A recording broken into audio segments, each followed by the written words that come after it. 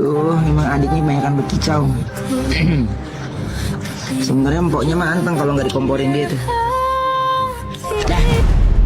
Pemirsa Intens Investigasi, isu yang beredar di media sosial kembali menyeret nama publik figur Ruben Onsu setelah sebuah potongan video siaran langsungnya menjadi viral. Dalam cuplikan tersebut, terdengar pernyataan yang menyebut adanya adik yang terlalu banyak berkicau, serta kalimat lain yang menyinggung bahwa seorang kakak akan tetap tenang jika tidak diprovokasi. Potongan video ini kemudian menimbulkan berbagai spekulasi di kalangan warganet. Banyak pengguna media sosial mengaitkan pernyataan tersebut dengan dinamika yang pernah menjadi sorotan publik, termasuk hubungan antara Ruben Onsu dan mantan istrinya, Sarwenda. Cuplikan yang beredar luas itu juga memicu perdebatan mengenai siapa sebenarnya yang dimaksud dalam percakapan tersebut. Sebagian warganet menilai kalimat tersebut merupakan sindiran yang mengarah pada pihak tertentu. Lantas, benarkah yang dimaksud Ruben Onsu kali ini adalah Wendy, adik Sarwenda yang terlalu banyak berkicau? Seperti apa juga kicauan pedas Wendy kepada Ruben Onsu? Benarkah sang adik sampai sebut kompor di tengah konflik Sarwenda dan Ruben Onsu? Bagaimana juga tanggapan dari pihak Ruben Onsu? Benarkah hal ini sangat disayangkan? Karena meski Wendy adalah adik kandung Sarwenda, namun secara etika tidak boleh ikut campur dalam masalah rumah tangga sang kakak. Pemirsa, bersama Intens Investigasi, kami hadirkan kabar terkini, terpercaya, dan teraktual. Tetapi sebelumnya, jangan lupa untuk like, subscribe, dan juga share channel YouTube ini.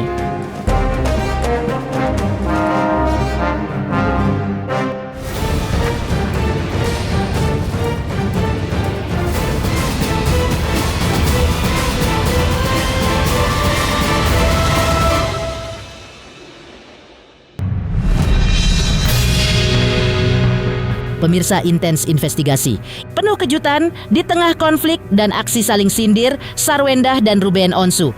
Ia mengungkapkan sesuatu yang mengejutkan. Media sosial kembali diramaikan dengan potongan video siaran langsung yang menampilkan pernyataan dari Ruben Onsu.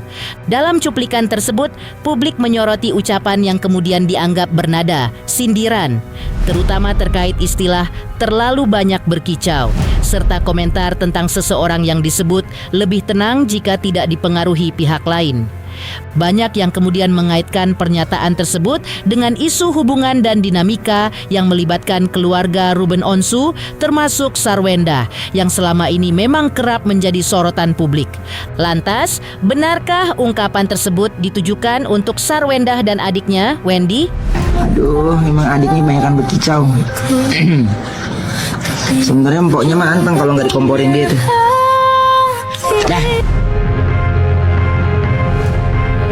Di sisi lain, adik dari Sarwenda juga terekam dalam sebuah potongan siaran live. Ia membahas tentang biaya sekolah dan biaya les anak-anak Sarwenda dengan harga fantastis, bahkan menyebut nama Ruben Onsu. Menanggapi hal itu, kuasa hukum Ruben Onsu, Minola Sebayang, juga mempertanyakan keistimewaan dari bekerja mengingat semua orang bekerja. Ia pun mempertanyakan balik bagaimana dengan perjuangan orang yang membiayai hidup selama bertahun-tahun. Ia pun meminta agar jangan membesarkan sesuatu hal yang kecil dan mengecilkan sesuatu yang besar. Rutinitas full lagi, nganterin anak, masak, nge-live lagi, nyari duit ini lagi, bikin video ini lagi. Lu cobain sehari aja digantiin jadi Sarwenda.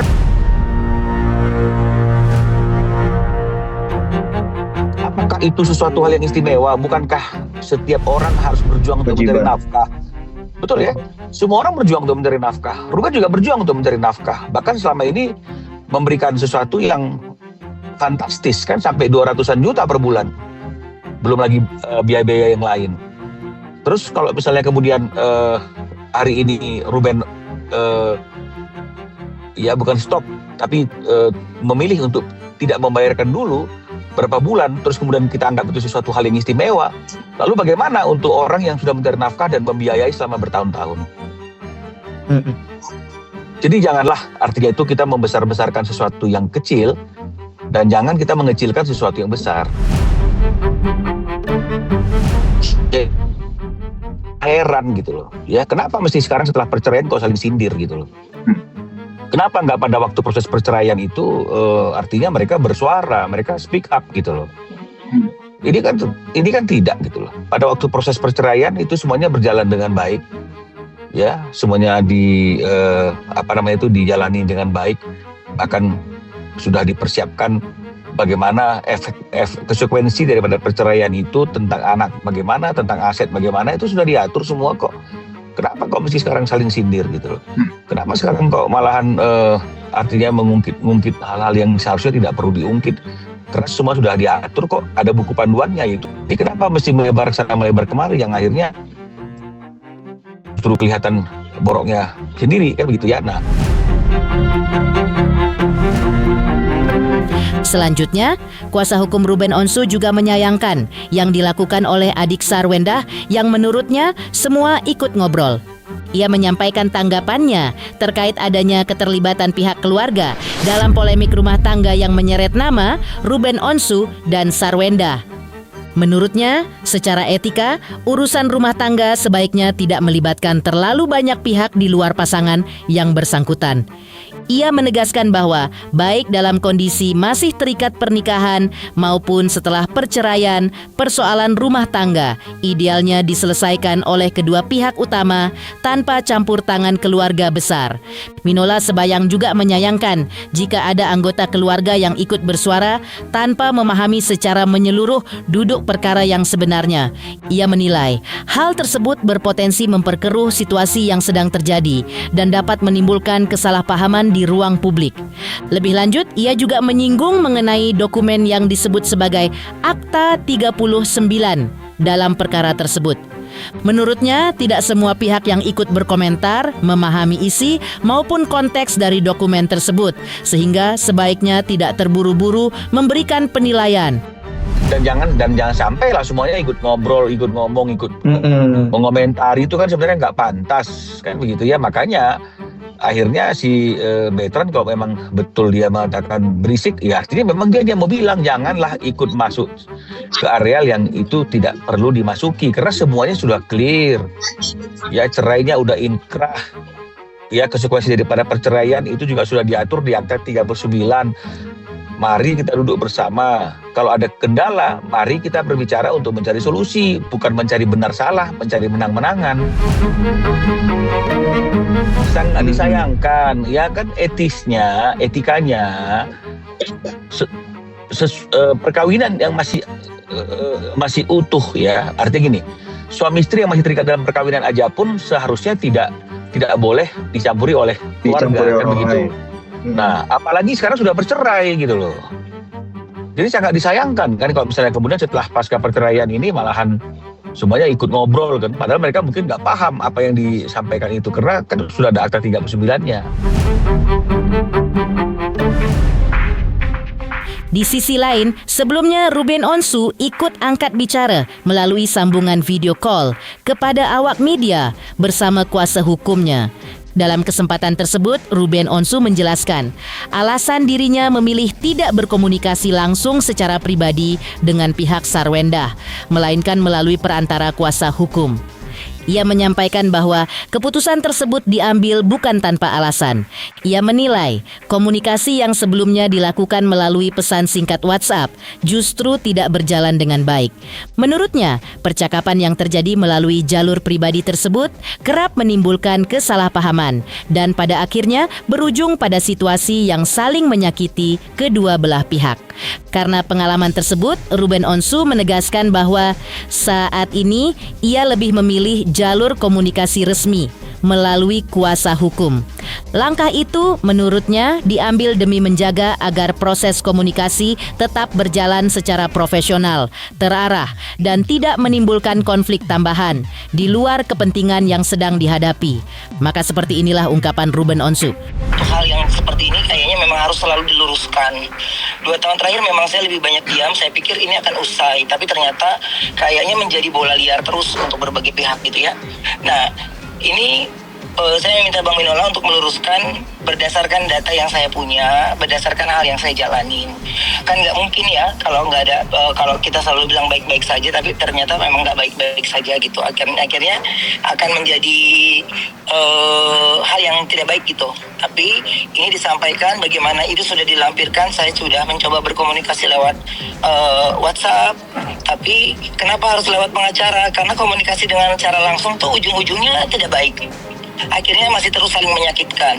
Justru yang saya lakukan itu adalah supaya tidak saling menyakitkan. Makanya lewat pengacara untuk mengambil jalan tengahnya. Kami tidak pernah bilang siapa yang benar, siapa yang salah. Tapi mungkin saya menggunakan hak jawab saya saja. Ini hal yang buat saya cuma gini. Saya ini ayahnya, udah selesai gitu. Ya, jadi kalau dibahas tentang nafkah tentang ini, kalau baru cari nafkah 6 bulan, ya kemarin ketika jadi peringatan jerih payah keringat saya capek pun kemana? Kalian pada kemana semuanya? Gitu, hanya dinilai dari 6 bulan terakhir itu. Ya udah, kalau saya tidak sanggup serahkan anaknya ke saya yang membesarkan sini. Selanjutnya, tidak hanya kuasa hukum Ruben Onsu meminta agar jangan ada orang lain yang ikut campur dalam masalah rumah tangga kliennya dengan Sarwendah, tapi juga Bertrand Peto menghimbau hal yang sama. Lalu, seperti apa Bertrand Peto memberikan penegasan agar jangan ada yang ikut campur masalah orang tuanya? Benarkah Bertrand Peto juga meminta kekasih Sarwendah agar membangun rumah buat bundanya, agar masalah rumah cepat kelar? Halo, saya Denny Darto yang mengucapkan selamat untuk Intens Investigasi yang road to 4 juta subscribers, luar biasa. Dan ini semua berkat dukungan kalian yang terus menyaksikan dan setia untuk menonton Intens Investigasi dan tayangan saya di kanal ini. Terus saksikan Intens Investigasi di 5 juta, 6 juta, 7 juta subscribers dan seterusnya. Terima kasih, sampai jumpa.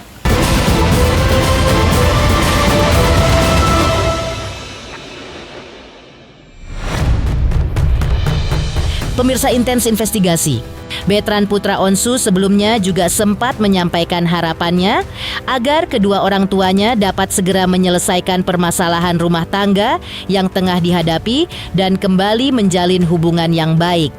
Ia pun menunjukkan sikap dewasa dengan memilih untuk tidak terlalu jauh ikut campur dalam urusan pribadi kedua orang tuanya. Ia juga dikabarkan pernah menyampaikan pesan kepada pihak-pihak yang berada di dekat ibunya, termasuk saudara kandung, agar tidak mencampuri urusan rumah tangga tersebut. Sikap tersebut diambil dengan tujuan menjaga agar persoalan keluarga tetap menjadi ranah pribadi dan tidak semakin melebar ke ranah publik.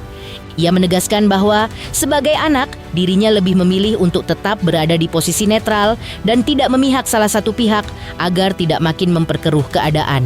Dan aku mohon untuk orang-orang siapapun itu yang lagi sama bunda, jangan ikut campur untuk permasalahan rumah tangga. Aku pun sebagai anaknya nggak ikut campur. Semoga bisa kelar ini permasalahannya, dan juga balik lagi jangan ikut campur, maupun itu saudara kandung atau apapun jangan ikut campur, karena aku tahu aku bukan anak kandungnya bunda, aku juga bukan anak kandungnya ayah, tapi aku sebagai anak yang udah tahu kisah cinta orang tuaku, aku cuman mensupport mereka untuk hal yang baik. Aku nggak ikut campur untuk permasalahan rumah tangganya mereka. Aku tahu situasinya kayak gimana, tapi aku nggak mau ikut campur terlalu banyak. Aku cuma bilang jangan ikut campur untuk permasalahan orang tuaku. Itu aja. Selanjutnya, sebagai anak laki-laki, ia berusaha netral sekaligus memberikan pernyataan tegas terkait masalah rumah yang sekarang jadi prahara. Diketahui, sebelum tinggal dengan Ruben Onsu, Bertrand Peto sempat tinggal bersama Sarwendah dan kedua adiknya di rumah mewah yang berada di Pondok Indah, Jakarta Selatan.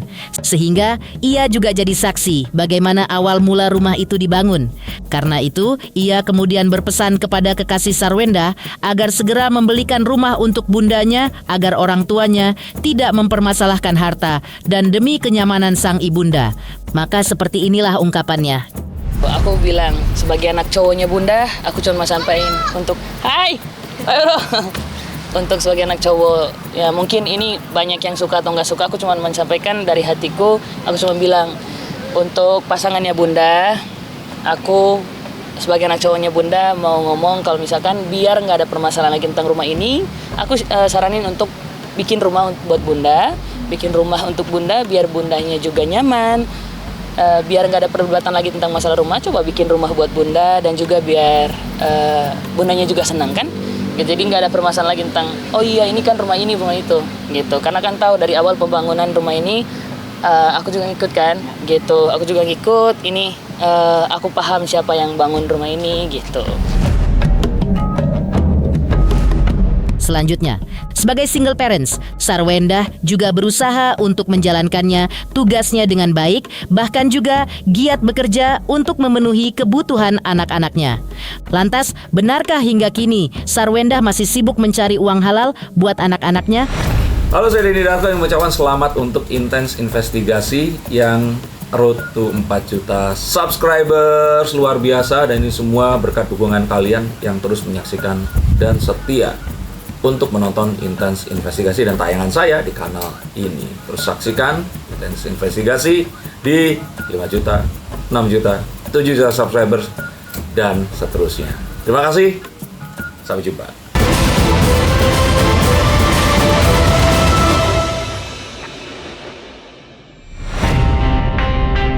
Pemirsa Intens Investigasi, sebelumnya Sarwendah kembali menjadi sorotan publik setelah memberikan pernyataan terkait situasi yang tengah ia hadapi.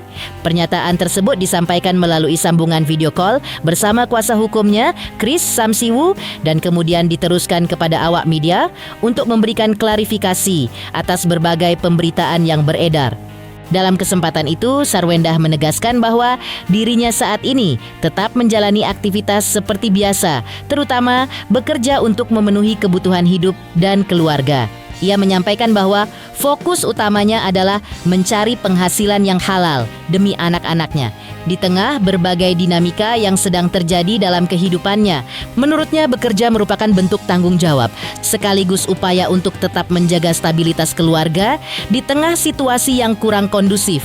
Sarwendah juga menyinggung soal polemik yang tengah berkembang.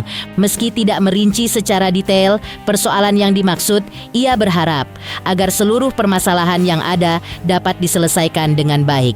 Begini ungkapan Sarwendah ditemani kuasa hukumnya. Klien kami. Bu Wenda, ya ini kita ada teman-teman dari media kangen nih mau dengar statement dari Bu Wenda. Kita balikin ya.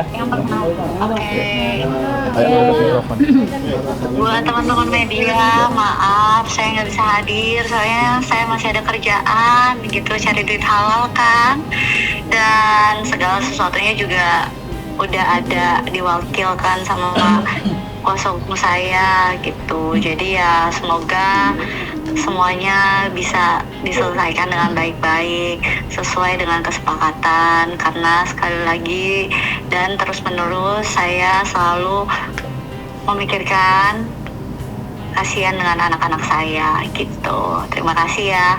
Maaf nih, saya harus kembali mencari duit lagi. Kalian bisa melihat saya juga lagi live mencari duit. Terima kasih ya. Maaf, saya harus nyari duit dulu.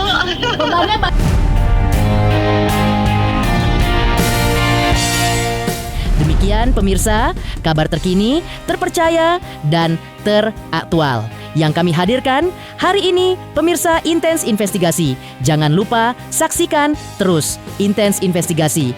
Dan pastikan jangan lupa untuk like, subscribe, share, dan juga komen